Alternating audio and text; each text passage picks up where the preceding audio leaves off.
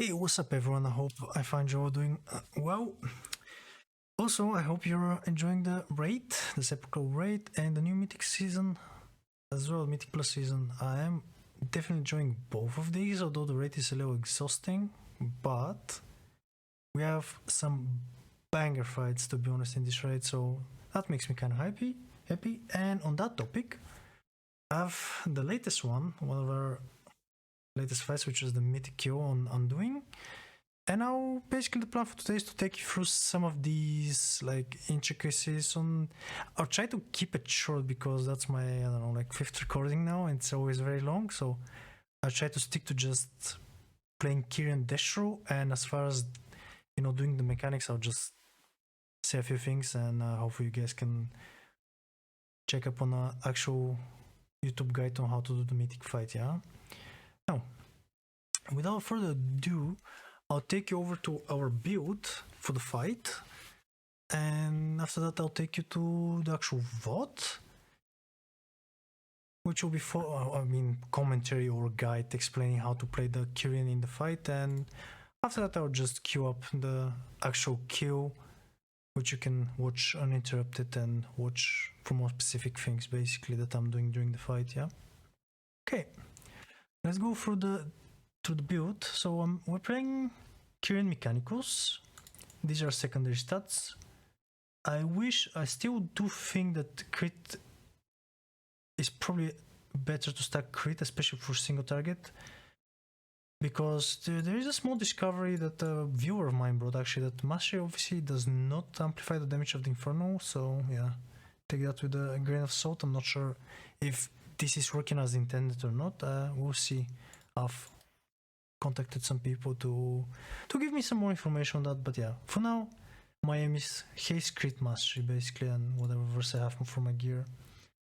The talents, we have basically the Mythic Plus setup with the Cataclysm instead of Inferno. Assuming your priority in the rate is to do single target, you're gonna take Cataclysm. If you've been assigned to do AoE to the ads, I guess you can take Inferno. I'm not 100% sure, but you can try both talents. I'm pretty sure it's gonna work just fine. Now, conduits, we have two potency conduits, which are the Covenant one, which is so tight. This one increases the damage. Basically, when a target dies with your Scouring Tide, you're gonna gain increased damage to your Chaos Bolts. Yeah, it's pretty potent. I'll show you why in a second. And your Chaos Bolts are cranking like crazy, especially in the intermission, yeah? And the second one is Ashen Remains, or rather the first one, but it just shows like this in the Warcraft logs. But the Ashen Remains is just set it and forget it. Make sure Immolate is on the target, and you could, you know, increase Chaos Bolts damage to the target with Immolate on it. Other than that, I used Hammer of Genesis instead of a third potency, but you can use both if you're, as I said, assigned to do damage to the ads in both, I mean, Souls and Intermission ads, kind of, because the Inferno is doing a lot of damage on this fight, I'm not gonna lie to you, but having like almost a PI throughout almost the entire fight, like there are multiple moments in the fight where your damage is required, and there are multiple targets present, so you get 15% haste basically, yeah.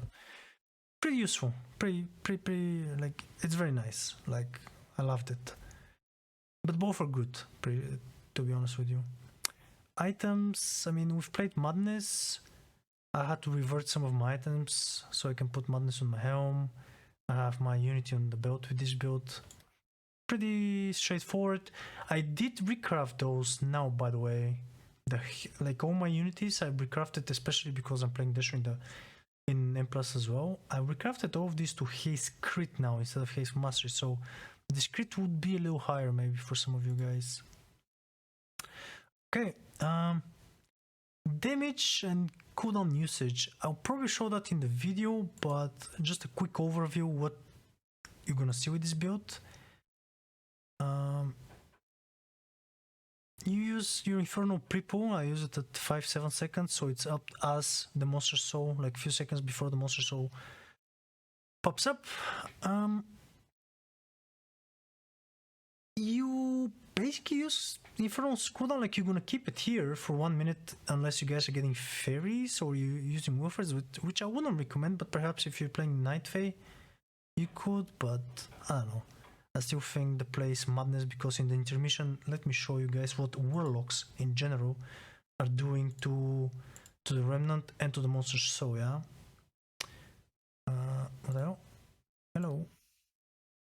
Okay, here we go. So this is, I'm playing Kyrian. My other two teammates are playing Kyrian Night Fae. And as you can see, we're destroying the Lich King, yeah? And none of us are getting PIs. So, pretty sure you can play either Night Fae or Kyrian and get insane value on that one. As far as the Monster's Soul, let me see. That one is sometimes a little bit RNG depending on how your movement is, but yeah, as you can see, pretty high damage on the Monster's Soul as well. Boom is top damage, but this guy is assigned with a PI to kill the monsters, the P2 Monster's Soul. So his damage is not P2, but the second Monster's Soul in both phases. So it's normal that his like proud damage to this guy is going to be super high. But yeah, this is as far as looking to the logs go. I'll take you to the vote now. Give me a second. Should be somewhere here. Nope, this one. All right, here we go. So, quick overview. Like, as I said, I have a couple of recordings already which go a little too much into detail, so I'll try to stick to just us as range DPS and Warlock specifically, but I'll go very quickly through what the mechanics are looking like. And before we start, yeah, like, this build is doing a lot of damage, but don't end the mechanics, yeah, because you want to progress the fight, and not doing the mechanics is gonna cost you down the line. Like, it's slowing the progress, and the boss itself is not as difficult if people just do the mechanics or they progress further into the boss fight, yeah. Other than that, let's just go through the video and I'll show you some of the small details that I've found that work for Kyrian, or are making Kyrian better, basically, than Night Phase. Perhaps not statement here. So, first detail, you can pre-stack your 4-piece, similar to Mythic Plus, but you can actually get the green buff, basically the actual Blasphemy, which makes your Chaos Bolt and Rain instant cast. So, at 5 now, I'll pre-cast my Inferno, I'll just cast it behind the boss, and then at 2 I'll send my instant Chaos Bolt, yeah, so I'll count for the travel animation. That way you spawn purple Inferno right at the start of the fight. Here it is. There is a boy, he's clapping, and now you first GCD.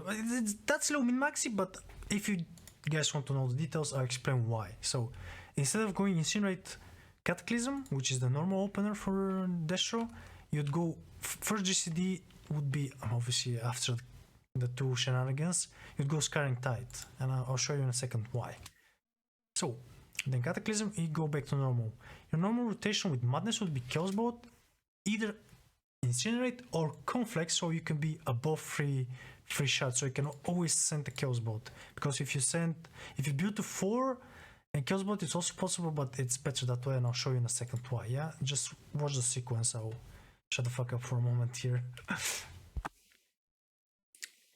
Chaos Bolt, Incinerate, Chaos Bolt, Conflict, Chaos Bolt, Incinerate. Okay. Now, glitch here.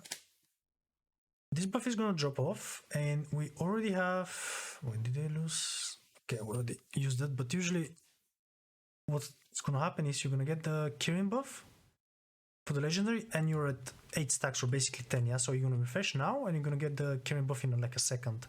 So basically, both your Infernos, like the extra shards and everything, and Rain of Fire procs, are gonna be kind of beefed up by the Kyrian legendary buff that is coming back. So that's the main reason for you to first GCD to be Scouring Tide. Alright, let's go further. Stay in the barrier until it's healed, then I'll show you the other mechanic. That one I skipped over, but we're gonna do it now. So, the range groups, we have 3 groups of 4 players, and the idea is I'll show you in a second for the Blasphemies. Okay, so here they are. One person is missing here. Okay, here he's coming. So, in our way of doing things, we have every guy like in the front looking to his right. Obviously this guy looking to the left, but I'm speaking from my perspective.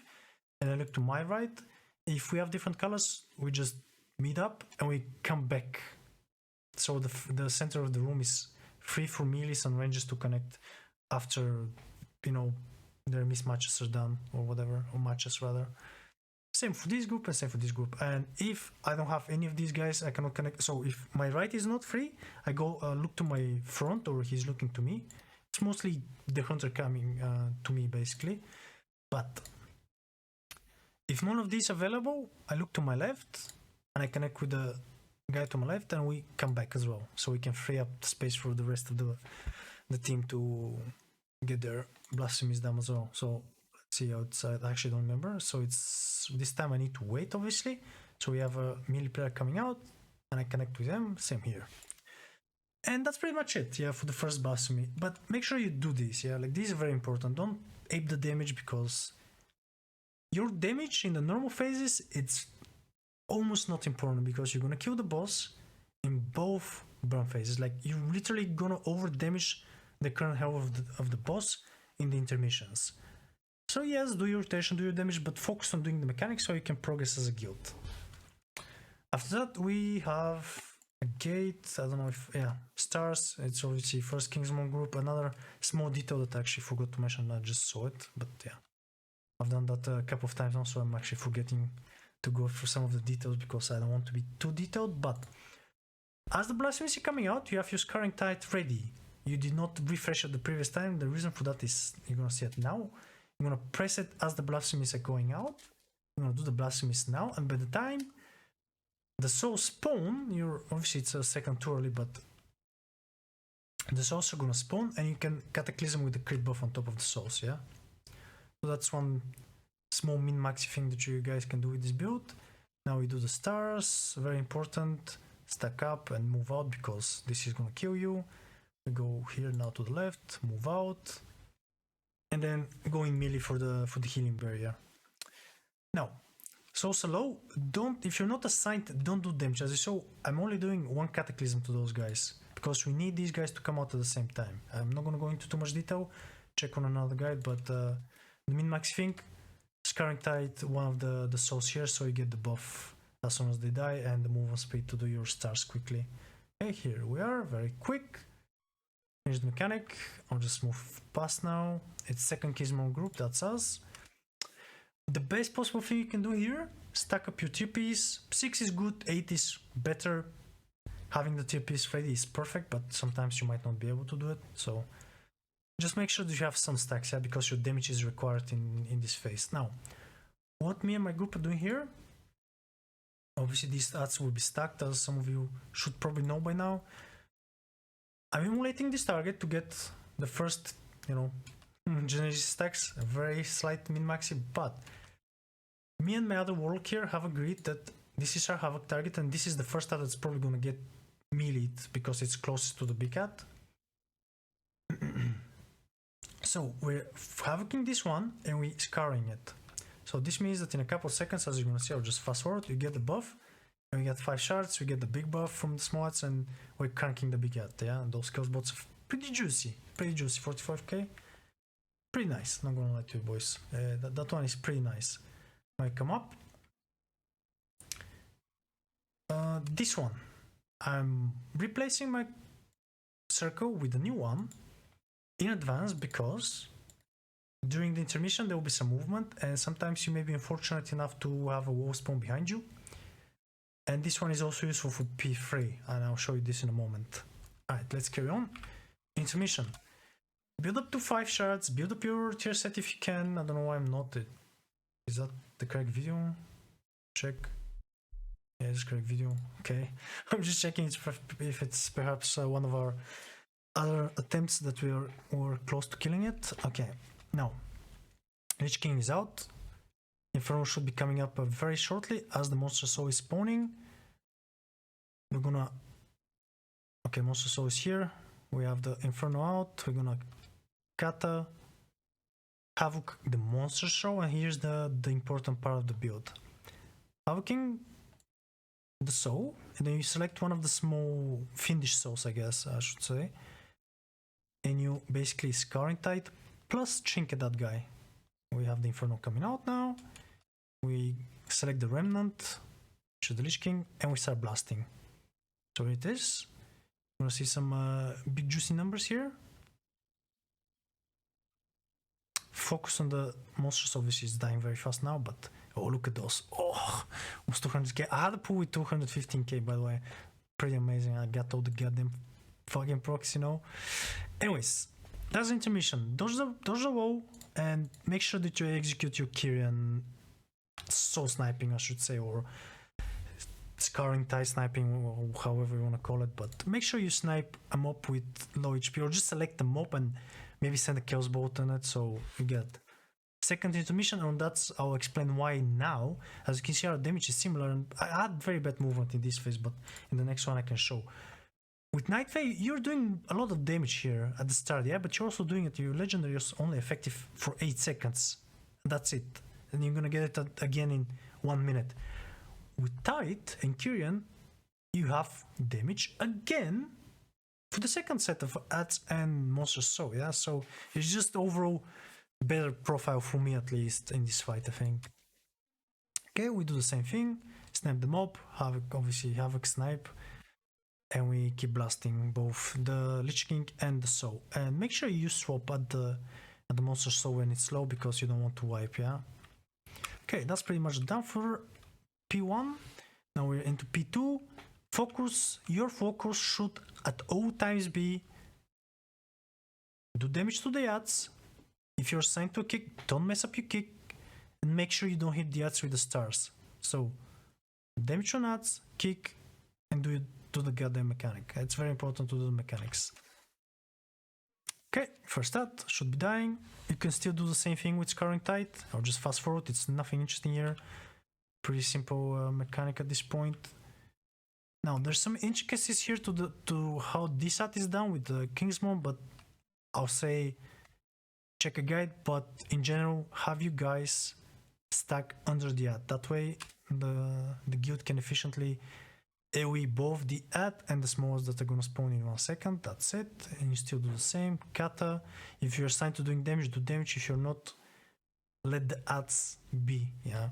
If you don't wanna make you don't wanna pop one of the souls too early, because that player is gonna come out and maybe damage missing in the downstairs basically for the other mobs.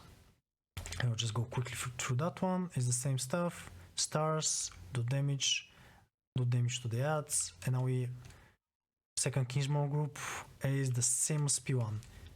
Havoc, the front left is for our group. It might be different for you guys. We have the 4 piece this time set up. It's properly. No, we're not beggars. And we start doing damage. I'm not gonna go through that one. It's the same. Okay. P2. Same story. Nothing changes. You should have held, obviously. You should have held your Inferno if you had it. Don't press it on minute 6. Hold it for minute 7, because now you have. That's where your damage is required. Yeah. Okay. Absolutely the same gameplay. I'll just show you a little snippet of it. Monster Soul is out. Havoc, snipe, send damage. That's it. And you keep pumping Chaos Bolts. You can Rain of Fire. I did Rain of Fire in each intermission or burn. Once, twice. Sometimes if you have to move and have my proc, I'll send it as well. And that one helps for refreshing your Genesis. Holy shit, English third stacks, so you basically get like a small PI, so to say. But yeah, pretty much it. And let's go to P3. This is still P2. Okay, P3. First mechanic, Hullbreaker, stack up so your healers can heal you up. There you go. Now, there will be assignments for a pair. There will be, I don't know, like 10 pairs of people. And the idea here is that you have a guy that's froze. Basically, the blasphemy here, it's a little different. Or it's called hopelessness, but you get it. It's basically blasphemies, but with one color. You have your guy, your partner. That's my partner. His name is Shanku, but I don't know, my nameplate's bugged out on that attempt. So he's a hunter. The idea, when our group is called, he's gonna walk up. How you do the mechanic? He walks up into the circle, and from the center, as you can see, there's some white, basically, I don't know, balls coming out of hope, Kappa. Use some defensives here because the damage is pretty high. Okay, he comes out. Look at the center of the room. So it doesn't matter how he's gonna walk up or walk into the circle. The white ball is gonna come out from the center in a straight line. So if he walks here, it's gonna be here, like somewhere here. If he walks from here, it should be somewhere here. So there we go. It's under us. Make sure you catch it. That one is the white mechanic. So if you don't do it, kaboom. But yeah, that's pretty much it. And the circle, you're gonna see why now it's useful. We need to stack up again. We're melee. Gotta get the healing. That's pretty much the boss fight, boys. Now, if you have any questions for the Kyrian build in general, I've uploaded the Mythic Plus guide.